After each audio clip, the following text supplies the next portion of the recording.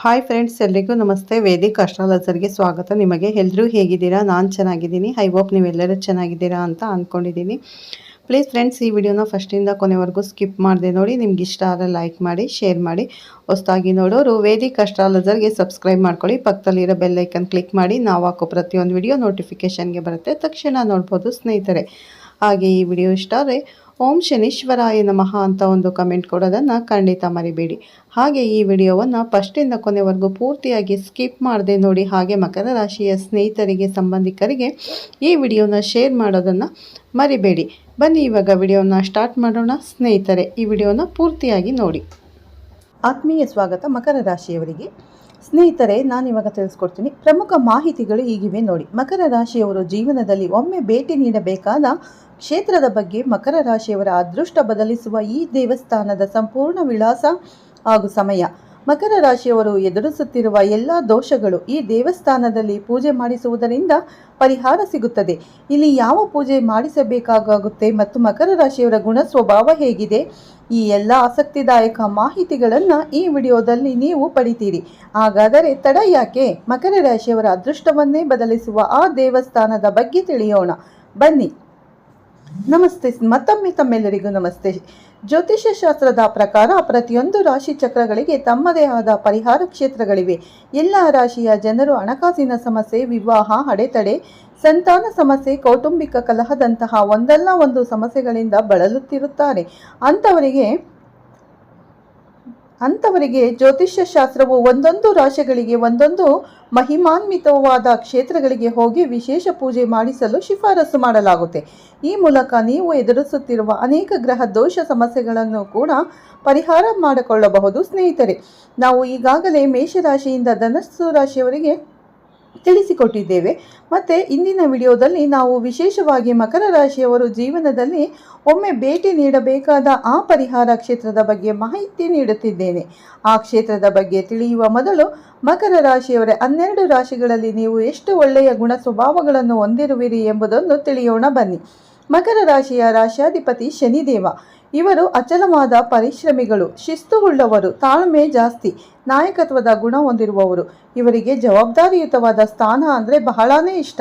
ಇಷ್ಟೇ ಅಲ್ಲದೆ ನಂಬಿಕಸ್ಥರು, ಪ್ರಾಮಾಣಿಕರು, ಗಂಭೀರ ಸ್ವಭಾವ ಹೊಂದಿರುವವರು, ಖರ್ಚಿನ ಬಗ್ಗೆ ಗಮನ ಕೊಡುವವರು ಆಗಿರುತ್ತಾರೆ. ಮಕರ ರಾಶಿಯವರೇ, ನೀವು ಎದುರಿಸುತ್ತಿರುವ ಕಷ್ಟಗಳು ನಮಗೆ ಗೊತ್ತು.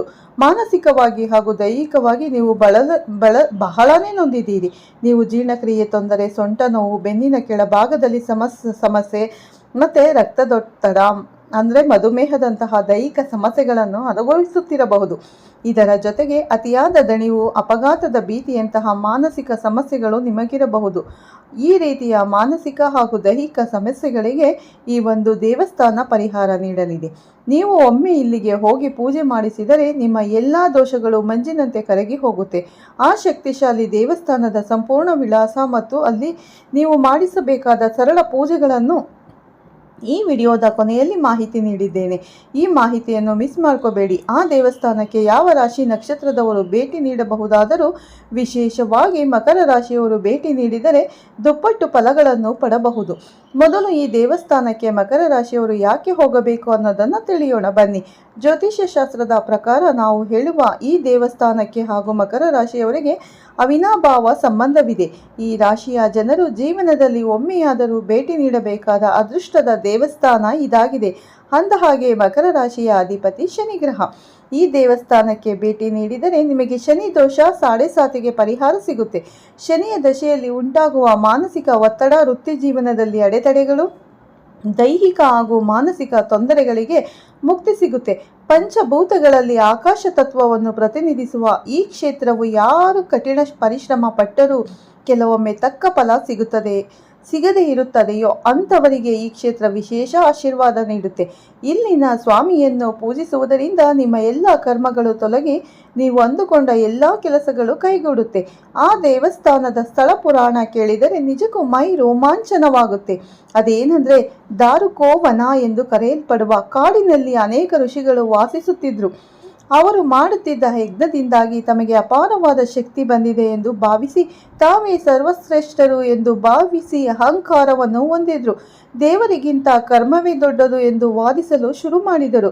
ಈ ಋಷಿಗಳ ಅಹಂಕಾರವನ್ನು ಹೇಗಾದರೂ ಮಾಡಿ ತೊಲಗಿಸಬೇಕು ಎಂದು ಭಾವಿಸಿ ಶಿವನು ಭಿಕ್ಷಾಟನೆಯ ವೇಷದಲ್ಲಿ ಹಾಗೂ ವಿಷ್ಣು ಮೋಹಿನಿ ರೂಪದಲ್ಲಿ ದಾರಕೋವನಕ್ಕೆ ಬರುತ್ತಾರೆ. ಮೋಹಿನಿ ಅವತಾರದಲ್ಲಿದ್ದ ವಿಷ್ಣುವನ್ನು ಕಂಡ ಋಷಿಗಳು ಹಾಗೂ ಭಿಕ್ಷಾಟನೆ ರೂಪದಲ್ಲಿದ್ದ ಶಿವನ ರೂಪವನ್ನು ನೋಡಿದ ಋಷಿಗಳ ಪತ್ನಿಯರು ಮೋಹಿತರಾಗುತ್ತಾರೆ. ಆದರೆ ಇದರಿಂದ ಕ್ರೋಧಿತರಾದ ಕ್ಷುದ್ರ ಋಷಿಗಳು ಶಿವನ ಮೇಲೆ ತಂತ್ರವಿದ್ಯೆ ಪ್ರಯೋಗ ಮಾಡುತ್ತಾರೆ. ಭಿಕ್ಷೆ ಬೇಡಲು ಬಂದ ಶಿವನ ಮೇಲೆ ಘೋರವಾದ ಯಾಗ ಮಾಡಿ ಕೊಲ್ಲಲು ಪ್ರಯತ್ನಿಸುತ್ತಾರೆ. ಆ ಯಾಗ ಮಾಡುವಾಗ ಶಿವನನ್ನು ಕೊಲ್ಲಲು ಶಕ್ತಿಶಾಲಿ ಹುಲಿಯನ್ನು ಕಳುಹಿಸುತ್ತಾರೆ. ಆದರೆ ಶಿವನು ಆ ಹುಲಿಯ ಚರ್ಮವನ್ನು ಸುಲಿದು ತನ್ನ ಸೊಂಟಕ್ಕೆ ವಸ್ತ್ರವಾಗಿ ಕಟ್ಟಿಕೊಳ್ಳುತ್ತಾರೆ. ನಂತರ ದೈತ್ಯ ಹಾವನ್ನು ಕಳುಹಿಸುತ್ತಾರೆ.